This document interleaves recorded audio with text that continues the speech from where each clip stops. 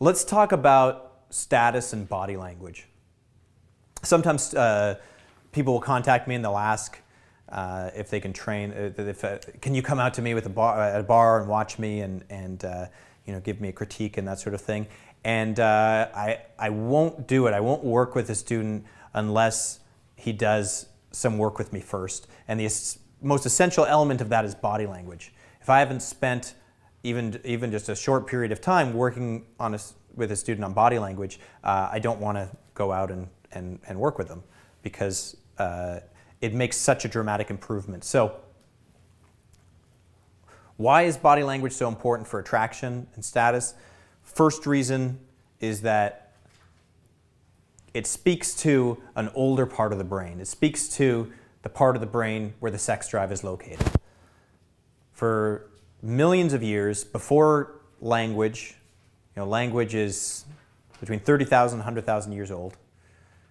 Prior to that, animals hooked up all the time, right? And animals hook up without any verbal language. So all attraction was based on body language once upon a time.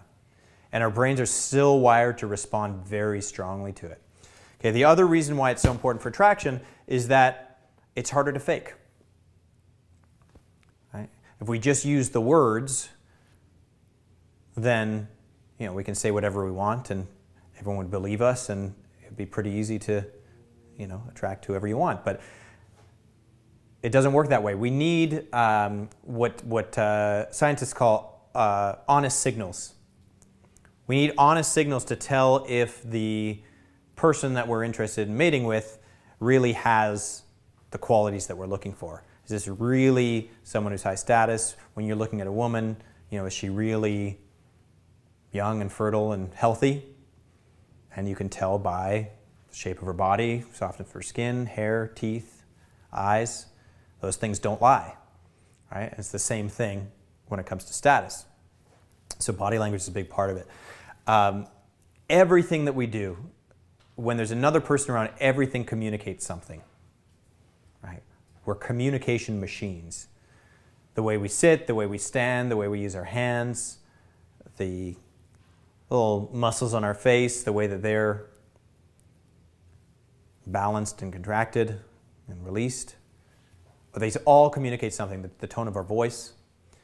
And we don't have direct control over every single muscle in our body. Some are controlled indirectly in other ways. But if we're not aware of what signals we're sending, then it's really difficult to make a change. And body language has to be a part of the whole picture. So let's talk about high status body language versus low status body language. If I were to sum up high status body language, what it looks like, you can just look at a child. Children are open, they're free, they're not afraid of taking up space, they're poised, and they're not interfering with that reflex activity of posture. But as we grow older, we start to hold in response to certain things. It's chairs and things like that, but I believe that a big part of what changes our body language is social tension. High school it's quite an experience, because when you're 14, so you're thrown into a situation where you're automatically low status. You're at the bottom of the totem pole. It's a really strange situation. So, you know, if you're in the 9th grade, you learn, you know, let's say kids are getting picked on or heads flushed in the toilet or whatever. You learn, I want to keep a low profile. Don't stand out too much. So you crouch down a little bit, you hold a little bit. If you're talking to your friend in the hall, you don't talk this loudly, you talk like this because you don't want to attract attention to yourself. These are all low status responses.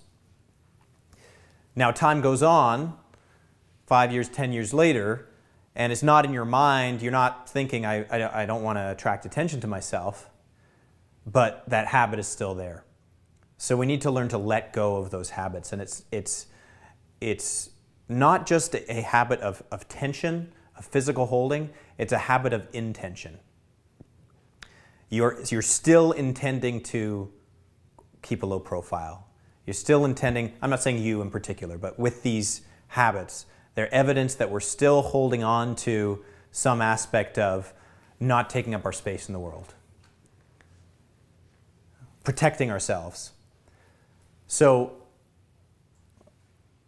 right now I want you to open up, take up space,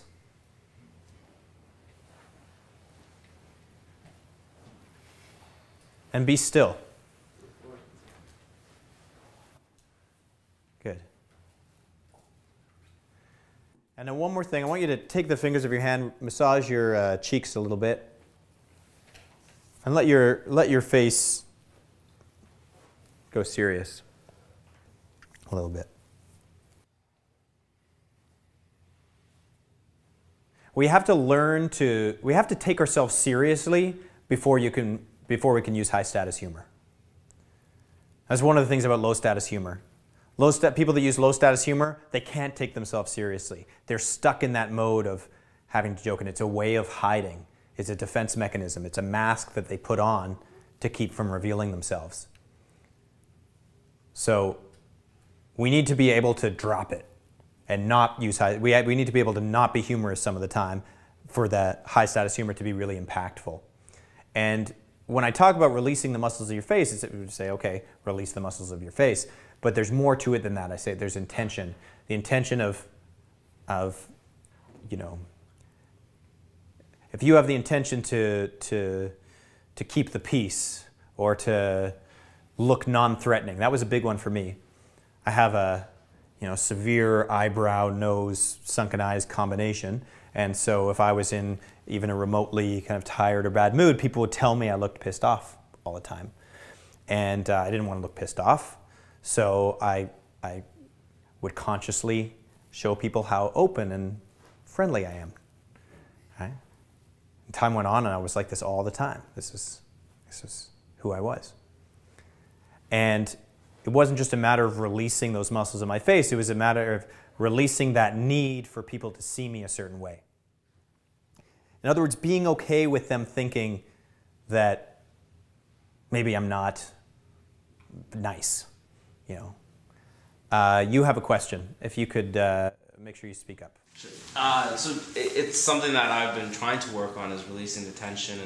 And how do you force, releasing the tension, but how do you force that intention? Right? I can release the tension and I can be still and open and have that body language, but I struggle with coming through with the intention. Okay. The first thing you need to do is recognize what that intention is. Because if you're not conscious of it, then you don't know what to inhibit. You don't know what to let go of.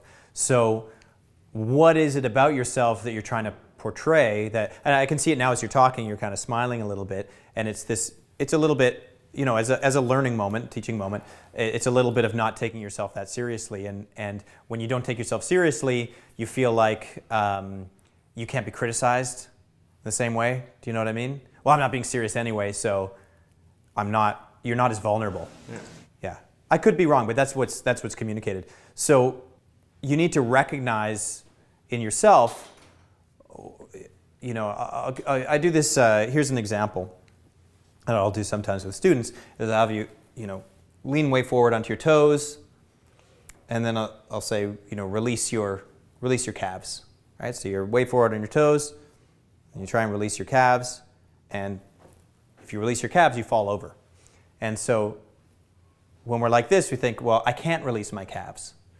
Well, the truth is you can't release your calves and stay upright at the same time. Those two things are conflicting.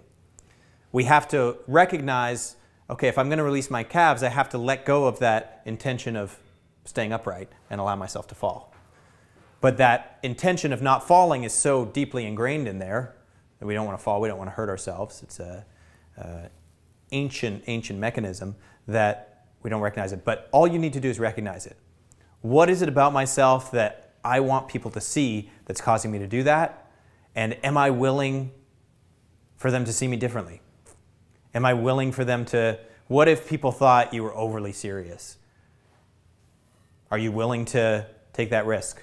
You know, what if people thought you were, you know, a little bit mean? There we go. And now I see a change already, right? And you guys can all see it, right? We see a different guy sitting there. Okay, great.